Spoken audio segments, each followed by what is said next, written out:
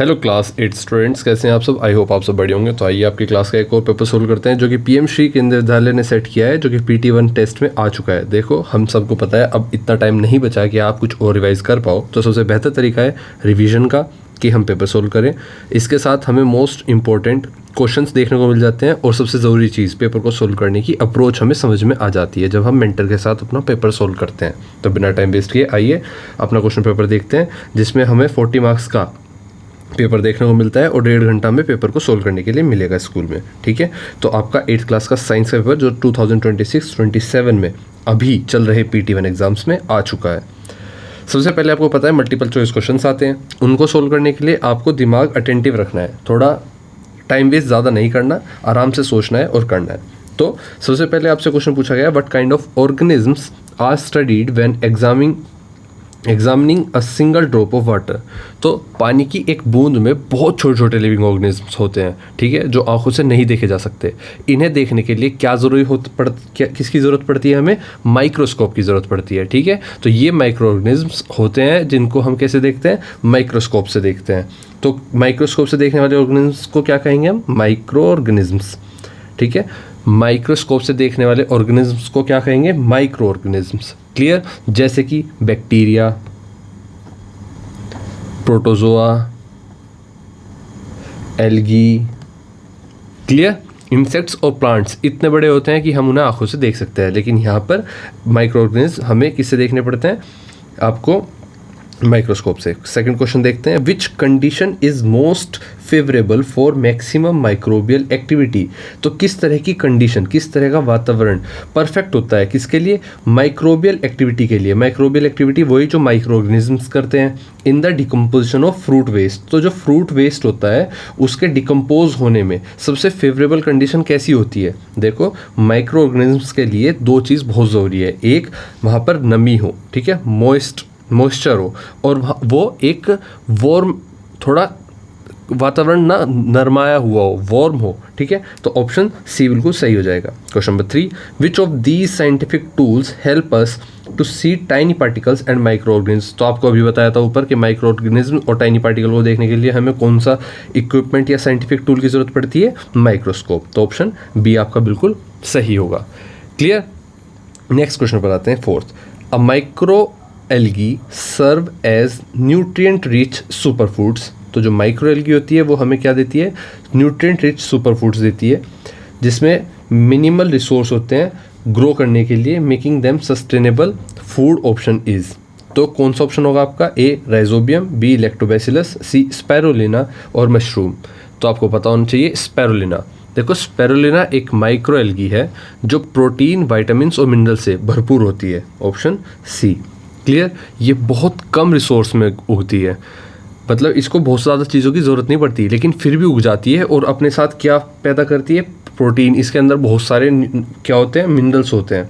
ठीक है, super food के कैटेगरी में इसको हम रखते हैं, जबकि इसको उगने के लिए बहुत ज़्यादा चीज़ों की ज़रूरत नहीं पड़ती, सिर्फ पानी और सनलाइट चाहिए होती है। इसलिए इसे सस्टेनेबल सुपर फूड कहा जाता है। क्या कहा जाता है? Sustainable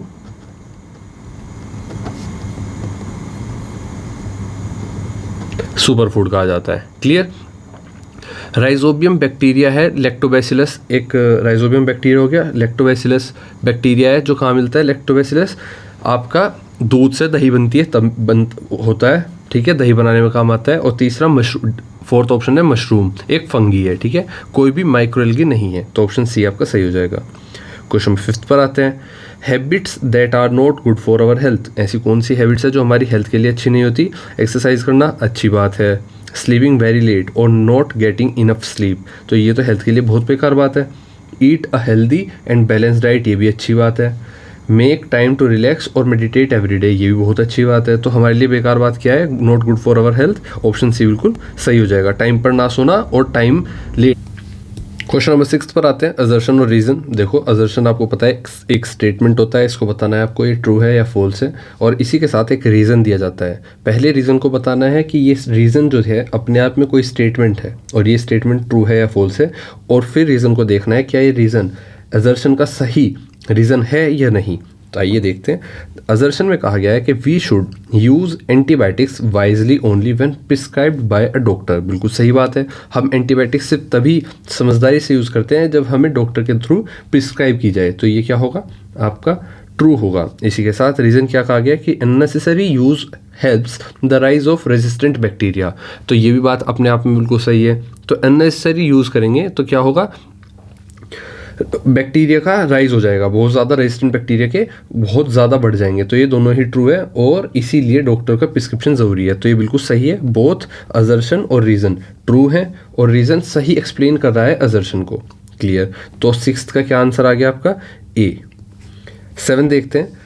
during bread making the डफ becomes soft and rise after a few hours. तो ड्यूरिंग ब्रेड मेकिंग, ब्रेड बनाते टाइम आपका जो आटा, गूंदा हुआ आटा होता है ना, आपने आटा इस तरह से गूंद कर रखा, वो थोड़े समय बाद आफ्टर सम टाइम वो कैसा हो जाता है, वो कुछ इस तरह से हो जाता है।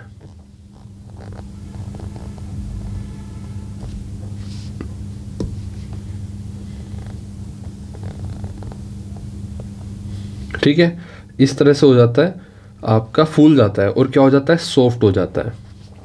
तो ये क्या है, ये बिल्कुल सही बात है, ट्रू है। ठीक है। और दूसरी बात, ऑप्शन रीज़न क्या कहा गया कि nitrogen gas is responsible for rising the डफ ड्यूरिंग फर्मेंटेशन। तो क्या नाइट्रोजन गैस की वजह से होता है, नहीं, ये क्या है, गलत है। तो ये क्या हो जाएगा, फॉल्स हो जाएगा। तो आपका आंसर क्या हो जाएगा, assertion is true but reason is false. तो ऑप्शन सी, तो ये 7th का सी हो जाएगा। देखो यहाँ आर गलत है, क्यों, क्योंकि जो डफ होता है, ये जो गूंदा हुआ आटा होता है, ये किसकी वजह से होता है, कार्बन डाइऑक्साइड की वजह से फूलता है। ठीक है, तो कार्बन डाइऑक्साइड गैस की वजह से ये फूल जाता है, नाइट्रोजन की वजह से नहीं फूलता। यीस्ट शुगर को फर्मेंट करके CO2 रिलीज करता है, जो डफ में बबल बनाता है और उसे फुलाता है। ठीक है। क्वेश्चन नंबर 8 पर आते हैं। What are pathogens. पैथोजेंस क्या होते हैं, right any 2 veg by which pathogens enter our body. Pathogens क्या होते हैं और 2 तरीके बताओ कैसे पैथोजेंस हमारी बॉडी में, ह्यूमन बॉडी में एंटर करते हैं। ठीक है, ये आपको बताना है। देखो, छोटे छोटे डिजीज कॉजिंग ऑर्गेनिज्म्स जो होते हैं वो बॉडी में घुसकर बीमारी करते हैं, इन्हें ही हम क्या कहते हैं, पैथोजेंस कहते हैं। ठीक है। अब pathogens are disease causing microorganisms such as bacteria, viruses, fungi और protozoa that enter the body and cause infection. और 2 तरीके क्या है, एक तरीका हो सकता है आपका थ्रू एयर और दूसरा तरीका हो सकता है आपका through contaminated food, contaminated food and water. ठीक है। तो पानी दूषित पानी और दूषित खाने की वजह से वो हमारे शरीर में एंटर कर सकते हैं, या फिर दूषित हवा की वजह से। ठीक है। तो ये होता है आपका पैथोजेंस। और पैथोजेंस होते क्या है, इसकी एक लाइन सिंपल सी लिखोगे आप, हम कर लेते हैं एक पेज ऐड, पेज ऐसे ऐड हो जाएगा। ठीक है।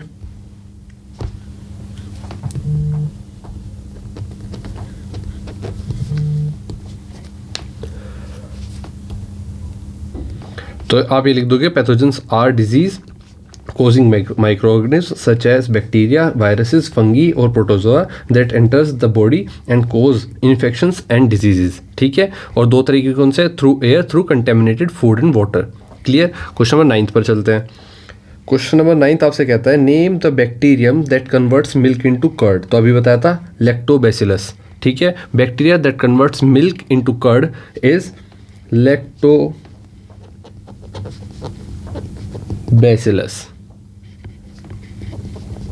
ठीक है। इसके बाद बी ऑप्शन कहता है, क्वेश्चन नंबर 9 का बी पार्ट पूछता है आपसे, why is it necessary to add a spoonful of curd into lukewarm milk to set the curd. तो आपने देखा होगा घर में जब दही जमाई जाती है तो हमारी मम्मी, हमारे पिताजी, हमारे बड़े भाई, जो भी घर में दही जमाता है, जिसको जमानी आती है, वो क्या करता है, दूध में थोड़ा सा पहले गर्म दूध रखता है, गर्म दूध में थोड़ी सी कर्ड मिलाता है। ठीक है, हल्की सी स्पूनफुल, 1 चम्मच दही मिला देता है। ठीक है। तो उससे क्या होता है कि दही में से पहले से जो बैक्टीरिया है लैक्टोबैसिलस, वो उस पूरे दूध में फैल जाता है।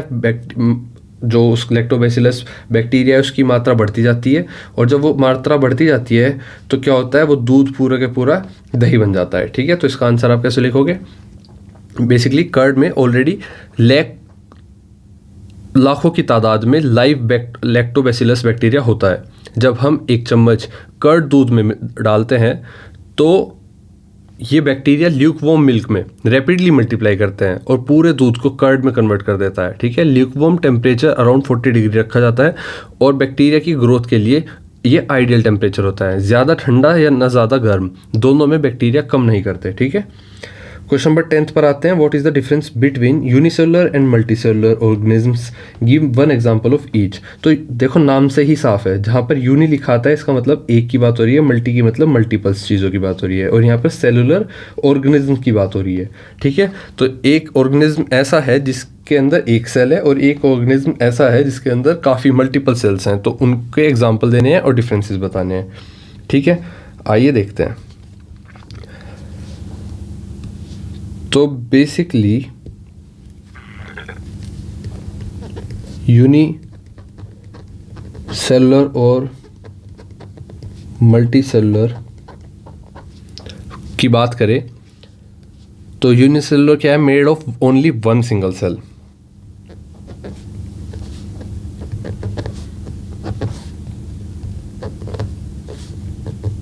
क्लियर। लेकिन मल्टीसेलुलर क्या होता है, made of many cell, made of many sales.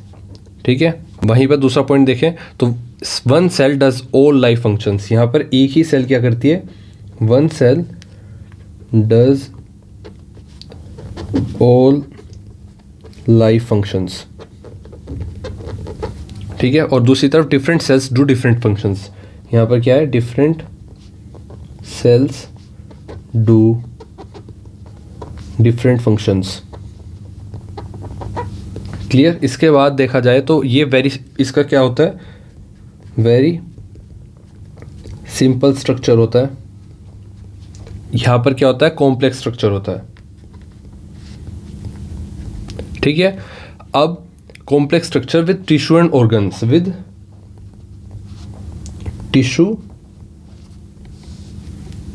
And organs. यहां पर देखा जाए तो एग्जाम्पल के तौर पर देखें, अमीबा और बैक्टीरिया, ये क्या होते हैं, यूनिसेलुलर। और एग्जाम्पल के तौर पर यहां पर देखें मल्टीसेलुलर में ह्यूमन बीइंग और प्लांट्स। क्लियर।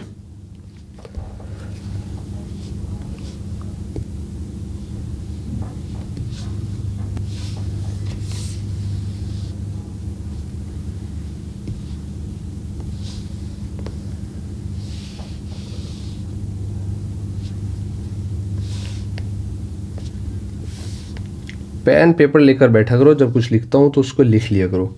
ठीक है, पेपर में ही लिखना है ये सब कुछ, ऐसा नहीं है कि बस सुना देखा याद हो गया। ठीक है,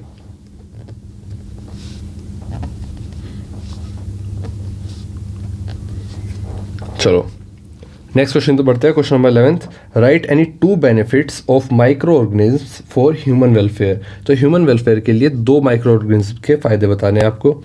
राइट एनी टू बेनिफिट्स, दो बेनिफिट्स बताने हैं। तो ह्यूमन वेलफेयर के लिए दो बेनिफिट्स कौन से हो जाएंगे, एक तो फूड प्रिपरेशन, फूड प्रिपरेशन, ठीक है, और दूसरा medicine production.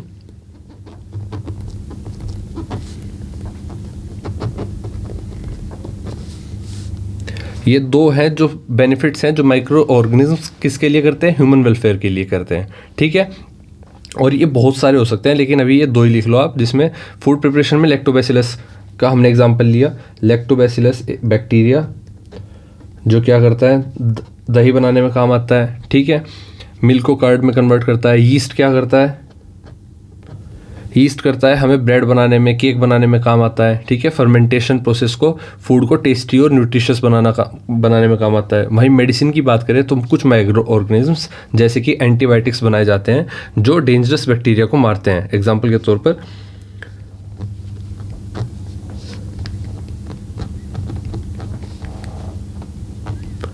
Penicillin,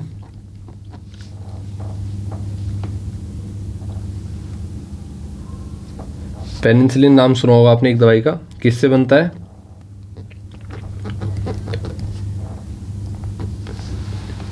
penicillin, spelling किस मिस्टेक हो सकती है?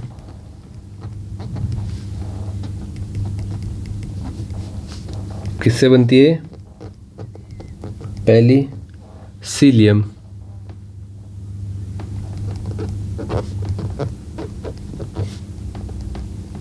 बैक्टीरिया से, ठीक है। जो इन्फेक्शन ट्रीट करता है, वैक्सीन्स भी ऑर्गेनिज्म से ही बनती है, मतलब माइक्रो ऑर्गेनिज्म से बनाए जाते हैं, ठीक है। इसके बाद चलते हैं अपने नेक्स्ट क्वेश्चन पर, क्वेश्चन नंबर 12 पर। 12th क्वेश्चन कहता है, इसमें भी एक पेज ऐड कर लेते हैं।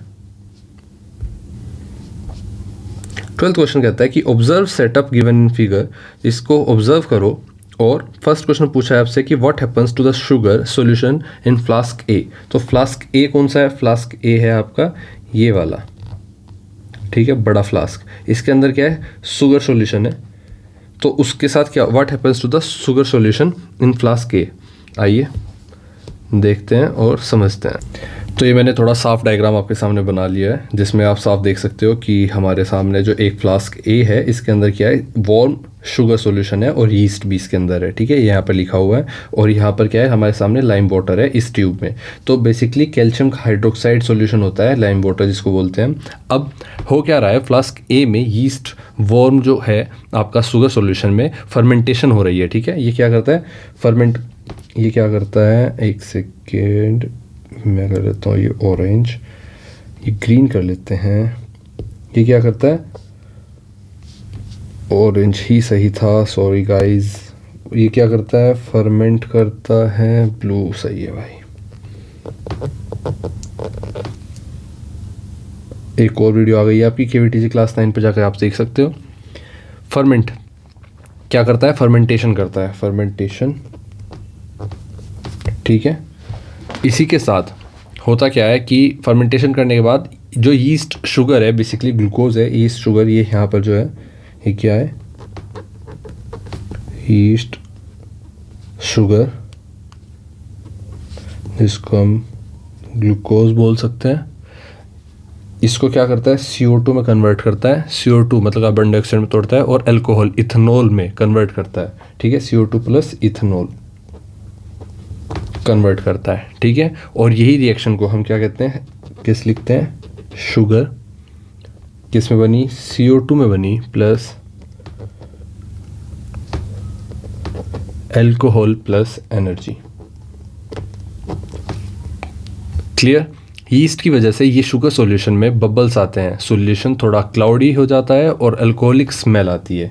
क्लियर? सेकंड ऑप्शन देखते हैं। सेकंड क्वेश्चन में आपसे पूछा गया कि what do you observe in test tube B after 4 hours. तो 4 घंटे बाद आप टेस्ट ट्यूब बी में क्या ऑब्जर्व करते हो? इस वाले में क्या ऑब्जर्व करोगे? तो 4 घंटे बाद टेस्ट ट्यूब बी में लाइम वाटर मिल्की क्लाउडी हो जाता है। क्या हो जाता है?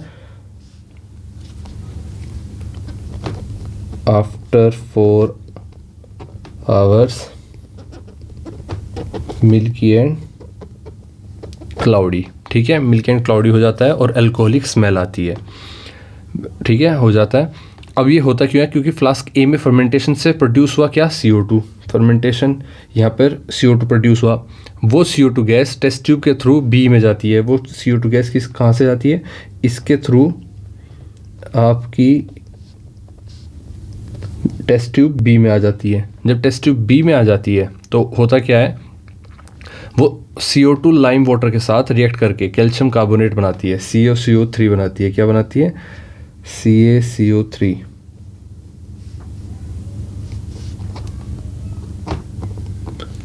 CaCO3 कैल्शियम कार्बोनेट बनाती है।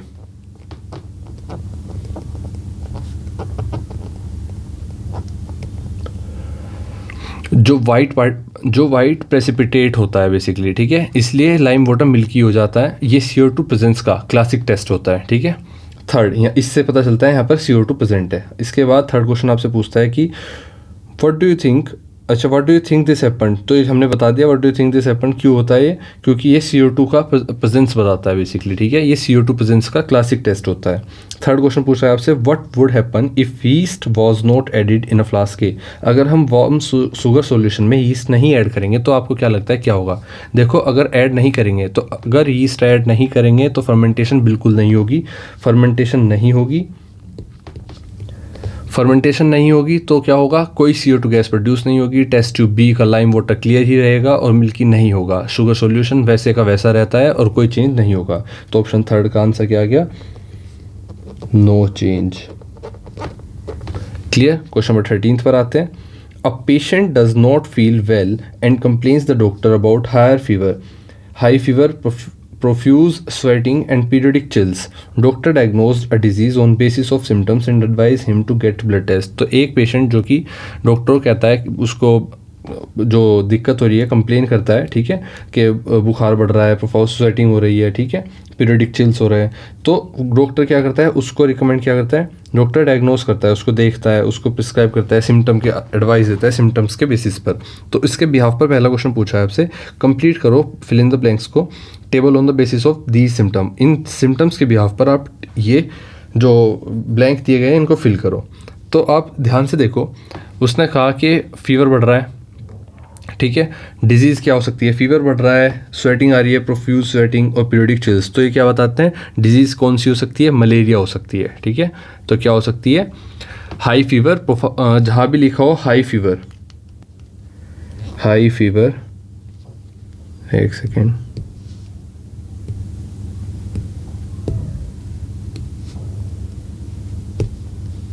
हाई फीवर, प्रोफ्यूज स्वेटिंग और पीरियडिक चिल्स, ये तीन चीज़ जहाँ लिखी हो, ये तीनों सिम्टम्स मिलकर एक स्पेसिफिक डिजीज़ पॉइंट करते हैं जिसका नाम क्या है,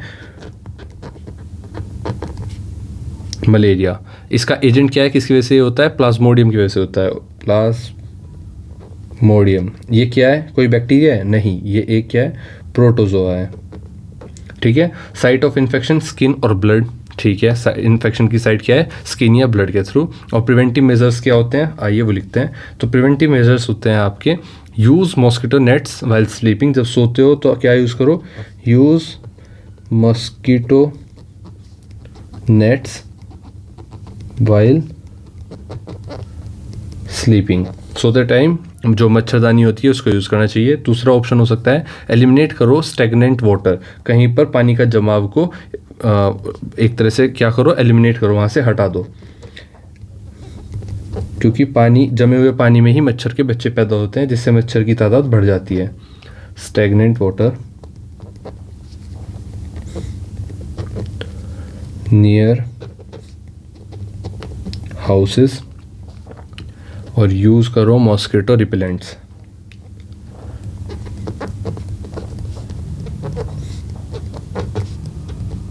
क्लियर। इसके बाद बी देखते हैं, name the vector of this disease, इस डिजीज़ का वेक्टर मतलब कैरियर, जो इसको लेके आता है वो बताओ। देखो वेक्टर का मतलब जो इसको लेकर एक जगह से दूसरी जगह ट्रेवल करता है, वो कौन होता है, वो होता है बेसिकली आपका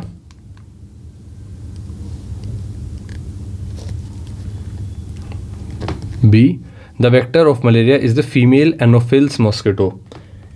फीमेल मॉस्किटो होती है कौन सी,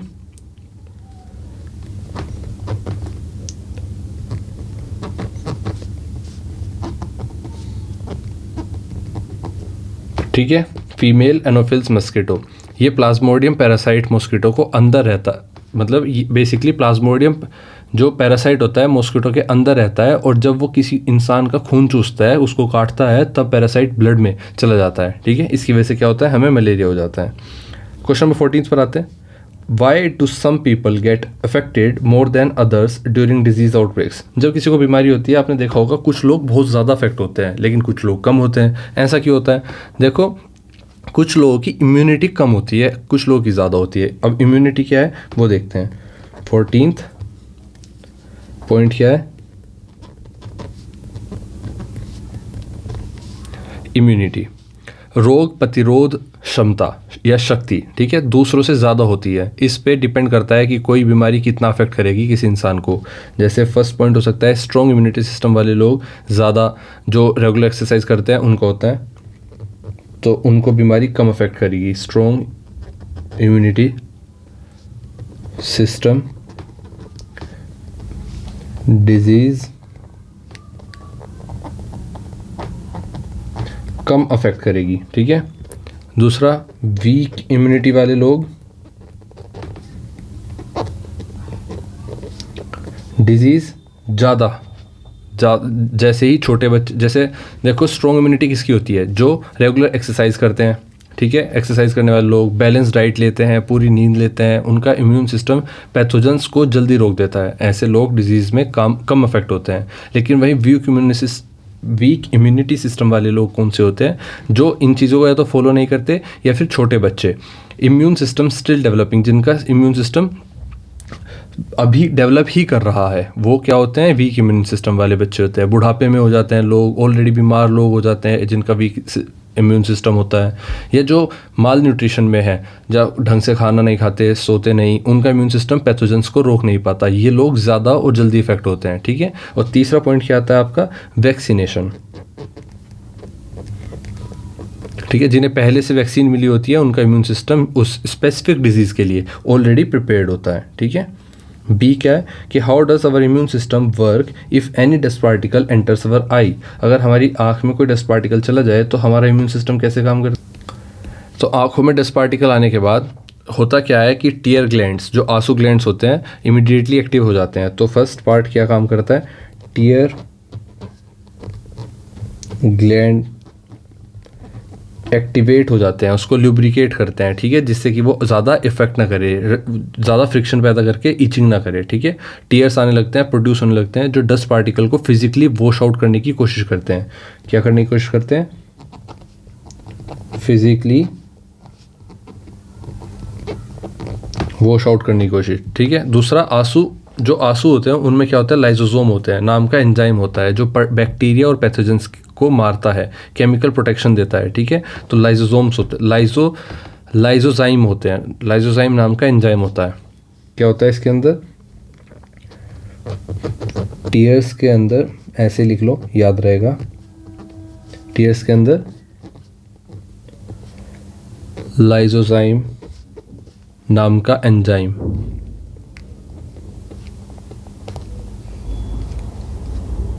जो बैक्टीरिया और पैथोजेंस को मारता है। ठीक है, और आईलिड्स ऑटोमेटिकली रैपिडली ब्लिंक करने लगते हैं, डस्ट को बाहर निकालने में हेल्प करता है ये। और आंखों का कंजंक्टिव जो कवरिंग होती है, कंजंक्टिवा बोलते हैं इसको, आई आपका,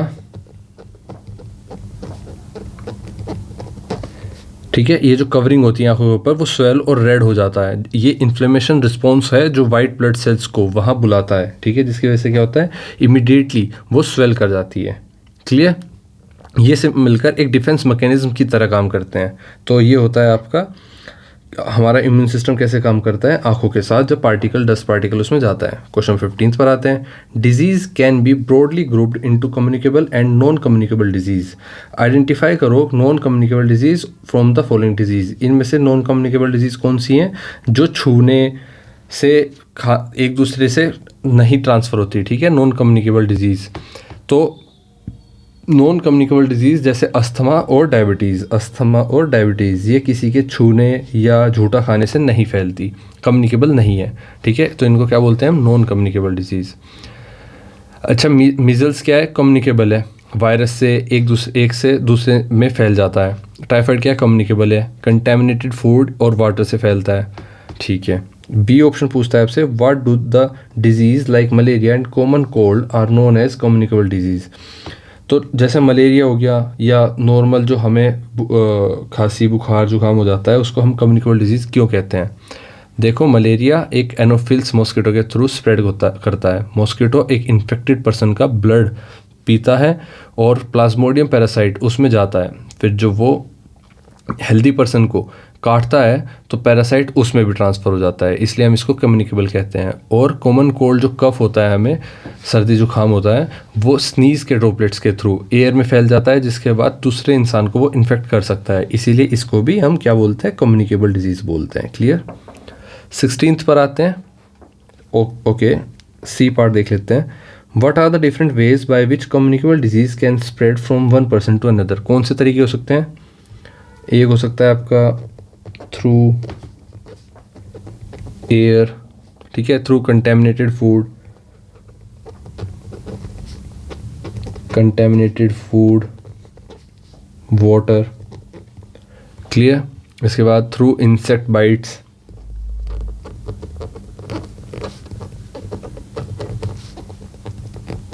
इसके बाद डायरेक्ट कॉन्टैक्ट से भी हो सकता है और ब्लड से भी हो सकता है, थ्रू ब्लड, किसी तरह एक से दूसरे इंसान को ब्लड के थ्रू जा सकता है। क्वेश्चन नंबर 16 पर आते हैं। केस बेस्ड स्टडी क्वेश्चन आपके सामने एक केस दिया गया है, उसके भी आप पर कुछ क्वेश्चन दिए गए हैं। सबसे पहले देखते हैं कि a boy named Raman is advise to get a tetanus shot after an injury. एक इंजरी होने के बाद एक लड़का रमन है, उसको एडवाइस किया जाता है डॉक्टर के थ्रू कि उसको टीटनेस का शॉट इंजेक्शन लगना चाहिए। He learns that the shot is known as vaccine. इस इंजेक्शन को क्या कहते हैं? वैक्सीन कहते हैं, जो कि क्या करता है? पैथोजेंस कंटेन करता है। इसके अंदर क्या होता है? पैथोजेंस होते हैं। This makes him curious to know about the vaccine and its components. इस चीज़ को जानकर उसके अंदर एक क्यूरियसिटी जागी, ठीक है, सवाल उठने लगे। डॉक्टर उसको कहता है vaccine will help his immune system develop protection without causing the disease. तो ये वैक्सीन जो है वो क्या करती है कि हमारे शरीर में उन पर्टिकुलर डिजीज़ के खिलाफ एक तरह से एंटीडोट का काम करती है, ठीक है, इम्यून सिस्टम को डेवलप करती है, जो डिजीज़ उसको हुई भी नहीं। एक तरह से ऐसे मान लो कि अगर आपके शरीर में कोई बीमारी हो गई तो उसके बाद ही शरीर को पता चलेगा कि इससे लड़ना कैसे है।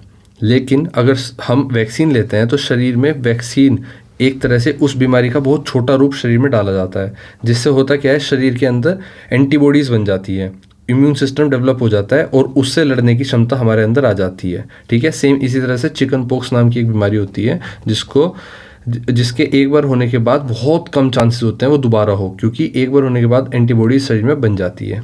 He also told that vaccines are one of the most effective ways to protect people against serious disease and that they are preventive not curative. Based on this story answer the following question। तो उसने कहा कि vaccine बहुत ही बढ़िया तरीका है, सबसे best तरीकों में से एक है कैसे हम डिजीज़ से बच सकते हैं बजाय उसको ठीक करने के। तो फर्स्ट क्वेश्चन है आपका, name the micro organism which cause tetanus. तो माइक्रो ऑर्गेनिज्म का नाम बताओ जो टीटनेस में मतलब हम यूज़ करते हैं। तो क्लोस्ट्रीडियम टीटनी,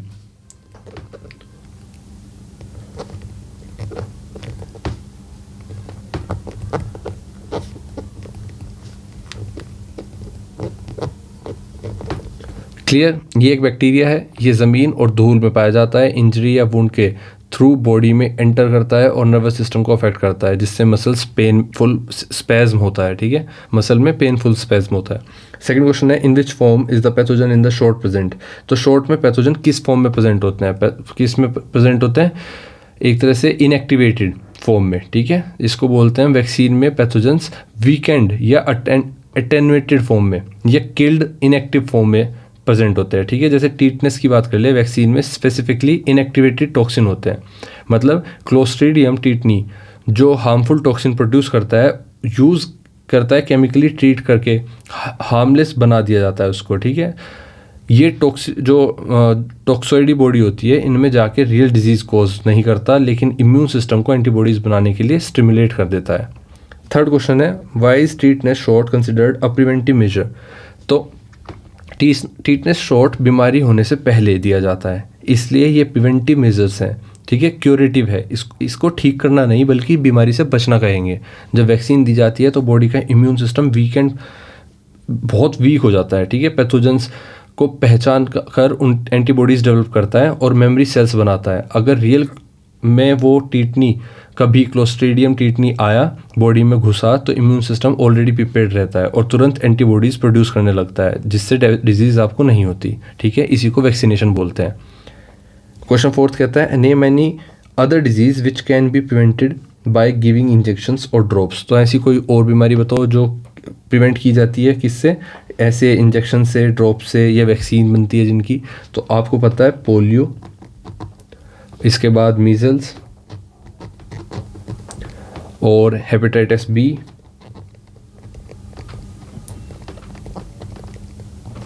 और आपका कोविड-19 एंड डीपीटी, डाइफ्थीरिया, पर्टूसिस, टेटनस, तीनों। इसको रहने देते हैं, कोविड-19 तक रखते हैं। तो कितने हो गए? 4 हमने नाम लिख लिए।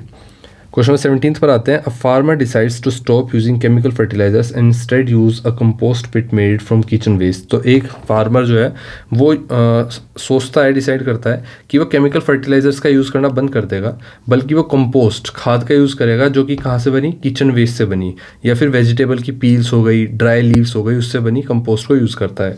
He also starts planting leguminous crops such as gram and beans between cereal crop seasons.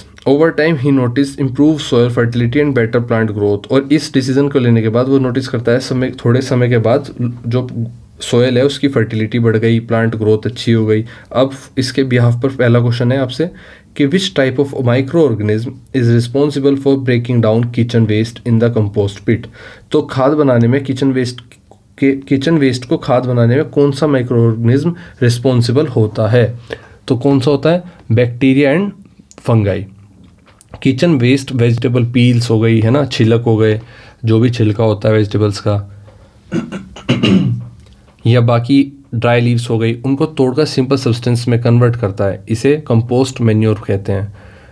Specifically decomposer bacteria जैसे बेसिलस और फंगाई जैसे एस्पेरगिलस जैसे बेसिलस तो आपको पता ही है, बेसिलस और एस्पेरगिलस, इन जैसे बैक्टीरिया से क्या होता है, वो उसमें बहुत इंपॉर्टेंट रोल प्ले करता है। इसके बाद सेकंड क्वेश्चन है आपका, विच specific micro organisms helps leguminous plants fix nitrogen in the soil. तो ये एक बैक्टीरिया है जो लेगुमिनस प्लांट्स की रूट में रहता है और एटमॉस्फेरिक नाइट्रोजन को अमोनिया और नाइट्रोजन्स में कन्वर्ट करता है, नाइट्रेट्स में कन्वर्ट करता है, जो प्लांट्स डायरेक्टली यूज़ कर सकता है। इसे बायोलॉजिकल नाइट्रोजन फिक्सेशन कहते हैं। तो specific micro organism that helps fix nitrogen in soil, क्या नाम है इसका? राइजोबियम। ठीक है, राइजोबियम। सी क्वेश्चन है आपका, where does this micro organism live in plants like in gram and beans. Gram और बीन्स जैसी फसल में, प्लांट्स में माइक्रो ऑर्गेनिज्म कहाँ रहते हैं?